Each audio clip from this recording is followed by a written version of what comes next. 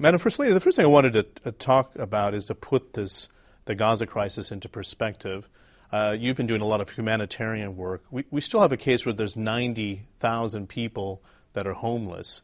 What is the number one priority to address that issue in your view? Well, it's getting the humanitarian aid across. You know, they still need medicine, medical supplies, they still need food supplies. And this is what we have been doing since day one of the Israeli aggression on Gaza.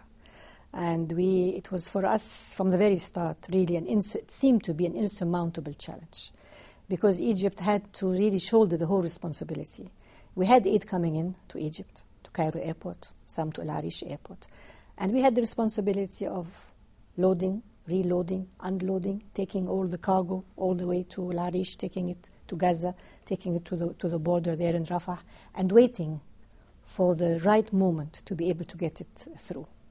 Now, I know the Egyptian Red Crescent really took the whole burden on its shoulders. And right from the beginning, I felt that we couldn't do it on our own. It was just impossible. So I called for an emergency meeting. I called for the UN, all the UN-related agencies, the UNIFEM, the UNICEF, the Food World Programme, and I called for the ICRC and for the International Federation of the Red Cross and Red Crescent Societies, and for the Federation of the Arab Red Crescent and Societies also. We had a huge meeting of about 20 heads of agencies from all over the world who came just in a matter of 48 hours because I think they also recognized the urgency of the situation. And we had this meeting and I told them, look, don't expect the Egyptian Red Crescent to do this on its own. It's just we don't have the means, we don't have the resources for that. So we have to put a strategy. Let's put an action plan. Let's sit down today and talk. And you tell us, each one of you, what can you do? What is your mandate? How can you help us to get this humanitarian aid across? And I'm glad I did that because it was a wonderful cooperation and the united efforts of all those involved. And we were able, in spite of the continuous aggression and in spite of the continuous bombing taking just place across immediately the Rafah border, and in spite, as I said, of the critical political situation, which was changing hour by hour, we were able to get hundreds, really literally hundreds of tons of medical and food supply and generators and supplies for the hospitals across. But there came a time when we found that even this humanitarian aid was being attacked and being bombed. And here we had Ban Ki-moon who was passing by through Egypt. And we had a meeting with him. I also got the UN agencies on board in that meeting. And I told them, United Nations, the Security Council had just been passed, calling for ceasefire and calling also for humanitarian corridors. And I told them we need that humanitarian corridors. We have to have, safe passage to all this humanitarian aid that we have to get across. Not in his hands, of course. Again, it was because of the political situation. But we were working with the Palestinian Red Crescent across the borders. We were working with UNRWA, who had been bombed also, and many of their storage had been also destroyed, and the schools that they were keeping children in safety was also, at that particular day, they were also bombed. So very difficult situation. But we did manage eventually, in spite of the intermittent opening of the borders now and then, to get a lot of aid across. And we're still doing that. We're still in the process. But if you look going forward, let's take it from this point forward. What is the most vital thing, do you think, that needs to take place to secure the safe corridors and perhaps even lifting the blockade? What is the most urgent priority at this juncture as you see it? We need Palestinian unity first. I tell you why. Because Hamas was insisting on using only the Gaza border. We had the Karam Abu Salim border, which is between Israel and the Egyptian borders. They didn't want anything to pass through that border. Now, Gaza border is not prepared for the crossing of big tankers or big loaders who carrying. It's only really for personnel. But in spite of that, we were reloading the big tractors and literally carrying it on the shoulders of the volunteers and getting it across into other bigger lorries that were provided by the Palestinian Red Crescent. Once we have unity there, then it will be easy passage for the borders. And once Israel accepts to open the 5 or 6 borders that are between Egypt and Israel, then we'll have no problem. So it's a political unity between Israel, the factions in Israel, and now the unity between the Palestinian factions. If we have unity there, then there should be no problem to opening the borders. Continuous opening. Because people are under the impression that the borders were continuously closed. No, they were not. Otherwise, we would not have been able to get these literally hundreds and thousands of tons of humanitarian aid across. It doesn't seem very promising to get unity in Israel and unity between Hamas and Fatah at this juncture. So more frustration going forward? It is a critical juncture, I think a difficult one, but I don't think we have any other option. There has to be unity. I mean, I don't see any progress taking place on whether it's the construction phase or the economic rebuilding of Gaza, without the unity on both sides. Do you think that the international community will release the funds long term if we don't have a unity government in the Palestinian territories? I don't know what they intend to do yet, but I do know there's an international now, as we all know, support for rebuilding Gaza. And I hope that with this rebuilding, with this construction, this will provide job opportunities for the young people in Gaza, give them more hope for a future, help the economy of Gaza to boom, and hopefully then we'll have more unity, and we're all praying for peace eventually. Well, I was looking back at some of the economic numbers, and the Palestinian territories and the economy there has fallen 13% since 2000. Can you actually have an economy grow with a blockade in place? That's another vital feature. Well, the blockade has to be lifted, for sure. I think this goes along with the construction phase. You can't rebuild Gaza if you have a blockade. How are you going to get in all the material you need for rebuilding? So the blockade is definitely, I think, going to be lifted very soon. Your husband's working tirelessly to try to bring the two parties together, but this has flared up in Egypt. The people don't feel like the government's doing enough to solve the problem. Is it fair that the criticism has landed on Egypt? It's not fair, but when you literally see every day on your television screens, Gaza being bombed, children being killed, women being widowed, young men being... all you see is just bodies and corpses scattered all over the place. I don't think you can have any sympathy for any government, even the government of Egypt, from Egyptians themselves, because you always feel, even sitting at home, we feel we have to do more. What more can we do? How can we stop this massacre? Something has to be done. And this is why I think we had so much criticism at home, regardless of what Egypt was doing. But now I think people have come to realize that the role of Egypt from day one was a positive role, that Egypt was on the right path and continues to be a stronghold in the area. And I think we're seeing more and more of this and more people acknowledging Egypt's role. What should be the follow-up with Israel? At one point you were saying that the International Tribunal might be the path to charge them with war crimes. Do you still believe that? I don't know if the international community would go into that. I don't know, really. I think we have to wait and see how this will unfold. I don't know if the international community will have the courage to come up and say, yes, Israel, you were wrong. Yes, these were war crimes. Yes, you used weapons you shouldn't have used. Yes, this was unproportional use of force. We'll have to wait and see. You focus a great deal of your international attention on the issue of human trafficking. What got you to dedicate your time? Why did you think it need to be addressed? When I established in the year 2003 an international women's peace movement. And we decided that we would look into all kinds of discrimination and violence that is taking place against women and children in the world. And we discussed together, and we discovered that trafficking was one of the most criminal acts that is being done against women and children on the international level at this particular time. As you know, John, now, trafficking is an extremely complex phenomenon, extremely complex, multi-layered, and no country is really immune from it, whether it is regarded as a country of origin, transit, or destination. It exists in all societies. Its magnitude might differ from society to society. Its scope might differ, because some countries really have it really bad, others have it less. But it is, as I educated myself, as I came to realize, the more I read about it, the more conferences we attend, the more meetings we had on the international level, on the regional level, and on the local level, the more personally I came to realize what an insidious crime this was, and how it was just really built on profit, on not only low morals, on no morals at all, and just built on making When you look at the figures, $38 billion profit yearly on trafficking of women and children in particular. And I believe that as a movement, we would never be able to solve the problem. But we wanted to be partners, wanted to be part of this process. Whatever we did, however little we did, we just wanted to try and make a difference in people's lives. You've had, in a 5-year period, better than 150 governments signed legislation against human trafficking and forced labor. What's the biggest challenge now? Is it enforcement to put those laws to use? I think the first thing that we have succeeded in doing, especially in our part of the world, is acknowledgement that the problem does exist, that, as I said, we do have trafficking in all our countries, maybe in different scope and different magnitude, that governments had to be held more responsible.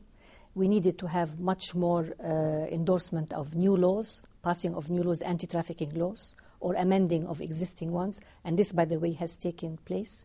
We encourage more NGOs to come on board, and this has taken place. We started to educate the public. What is human trafficking? As I told you earlier, when I started talking in Egypt about that, the movement was taking on working in the anti-human trafficking campaign, many people came up and told me, what is this human trafficking? What does it mean? What does it involve? Where is this human trafficking taking place? Who's responsible for it? And what can we do to help? What can we do?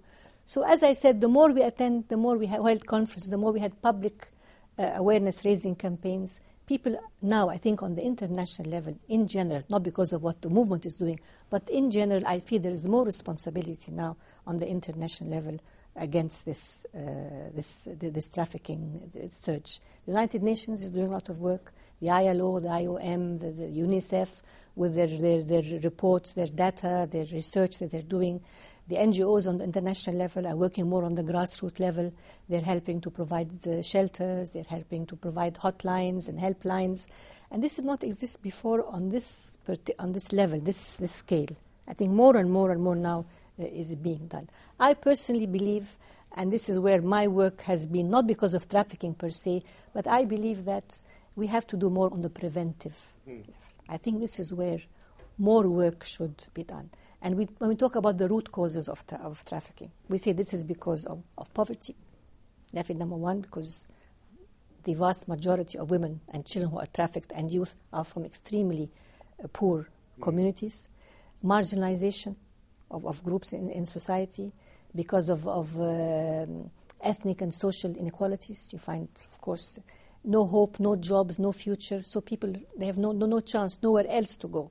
So they're easy prey to traffickers. And I think the most important part to start concentrating on really is the preventive measures. And my work has been in Egypt generally working to provide better living conditions for the poor, making sure that more education for the young people and children, especially for girls, making sure that girls are in school, preparing women, to empowering women, with giving them necessary skills to be able to fend for themselves and to fend for their families, rather than being easy prey for traffickers. And with children in particular. I mean, when you look at the figures, John, of UNICEF, when they say there are, I don't know how many millions of children that are being trafficked every year for commercial sexual exploitation, for domestic servitude, for selling of organs, for adoption. It's criminal. It's amazing this kind of criminality that's taking place, and just, I would say, our next door, and we have to do something more about it. Your approach has been to engage the business community internationally, but at the very top level, for them to take responsibility, then open their eyes to the problem itself. And that is to what? Sign on the dotted line to say, I will not employ trafficked labor at all? Yes. This maybe came because when I also was working with children, I realized there was a very, very large number of children working in forced labor, child labor. And we see these, of course, in the different sweatshops across where they're working. And you have companies now today. No company has all its product produced in one area. It's scattered all over in Asia, in the Far East, the Middle East. And this is where I was really very touched by to see these little kids, trafficked across at the age of 10 and 12 and working for these long hours. It's forced labor without having any rights, without having any medical or medical care or any education. And I believe that rather than repeating what has been done, that we should start working from the top, working with the business community who have the resources, who have the expertise, who have the technical capabilities of helping us to do something about this scourge of human trafficking. And I think this was a good choice because business people they are working with millions of employees. There's a lot of migrant laborers, especially in the Middle East. So they have the power to do it. They have the power to do it. They have the expertise to do it. And in our Athens Roundtable meeting, we had this declaration, the ethical Athens principles, and we told them that we would like you to come up and declare zero tolerance against traffic, come up and have the courage to say, we have these ethical principles, and we're going to declare it. Code of ethics, code of conduct, that we will not deal with any company or business that is trafficking or dealing with any traffickers.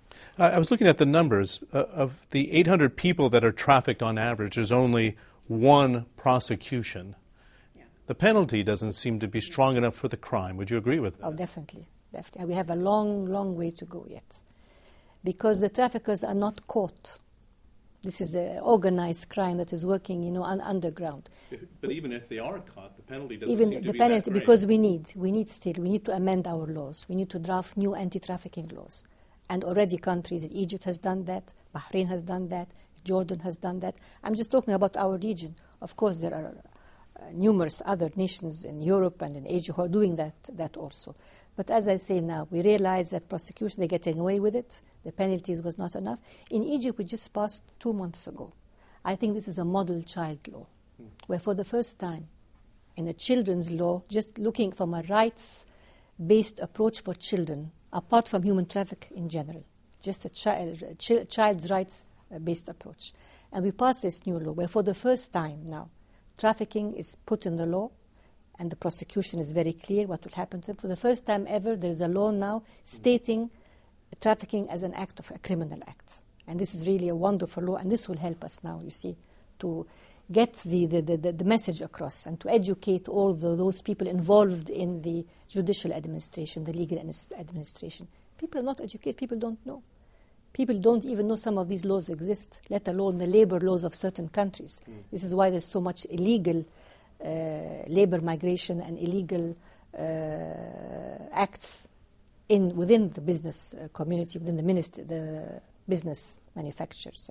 It seems to disproportionately land on women. 3/4 of the people trafficked are women and children, and 80% of them are sexually exploited. Because they are the most vulnerable.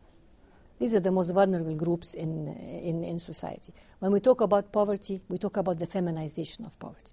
It is women and girls who have the less chance to get an education. They have the less chance to have the necessary skills they need to find a decent job.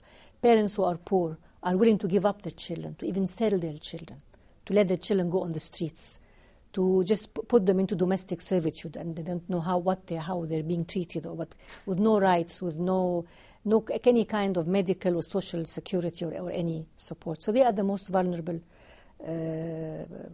groups in society, and this is why they are the ones that the numbers are greatest there. If I can focus on the region, you have a wide wealth gap, where in some countries in the Gulf, huge wealth, and then severe poverty, even in your home country of Egypt. Is this what opens up society to the perpetrators, if you can put it that way? Well, definitely. If you have a poorer societies, and as I said, the more vulnerable groups in society because of poverty, because of marginalization, because lack of access to education or to services. But the wealth gap here is extreme, is what I'm saying. Well, these are easy prey for traffickers. This is where the easy prey. And in Egypt, for example, we have had this for a couple of years now. We're taking great care of that, where poor families give up their daughters to marriage, forced marriage, early marriage, to wealthier neighboring countries. And these are young girls in the age of 12 or 13. It is selling, really. It's a matter of you're selling this little girl across under the pretext of marriage. But this is forced marriage, and this is early marriage. And this, we are really working very hard to prevent this. But this is where I say how these young girls are easy prey to traffickers. It's not done in the form of trafficking, because they're not being smuggled across the border, but they are taken across as girl brides, as child brides, under that pretext. But it is definitely a form of trafficking. Good. It's great to have you on the program. Yeah? It's nice to have you for the first time. Thank you very much.